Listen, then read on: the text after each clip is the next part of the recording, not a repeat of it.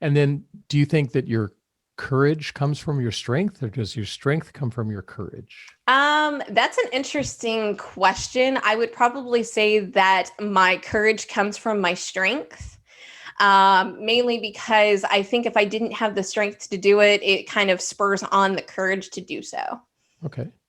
The other one that kind of called to me was being empathetic. I've never considered myself to be an empathetic person, but to do what we do as coaches, we kind of have to Sure. have a level of empathy because we need to understand that our clients have a problem.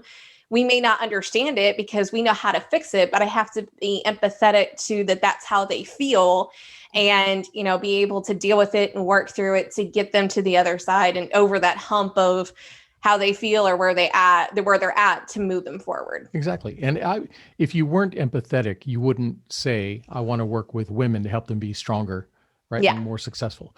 Because it's, and I don't know what your experiences have been in the past. I can imagine. I've got a daughter, my wife. I've heard stories of things that they've gone through. Mm-hmm. And so I think that if you do emerge from that stronger and more courageous, I think you Yeah. want to help others, to achieve that. Right. Absolutely. Probably one of the best things that probably could have happened to me was early in my career. I was doing a consultation with a fella that was only about 3 years older than I am. And we were sitting there, we're talking. I mean, this guy's had a ton of issues in his business. It was all things that we could have fixed. I had a plan, laid it out for him and the entire thing.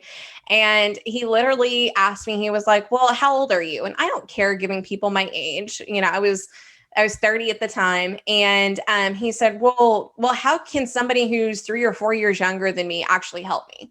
Hmm. And I'm like, are you really asking me that question? You're going to ignore the track record that I have of successful businesses. I'm on my third successful business at 30. Yeah. I think I figured something out. So it was one of those things. It's like, I almost want to get up and walk away and like smack him as I walk away because I feel insulted.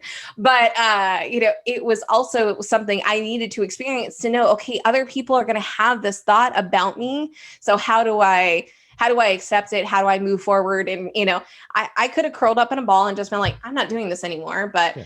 I kept going. And, now I get to tell that story. And yeah. Sure.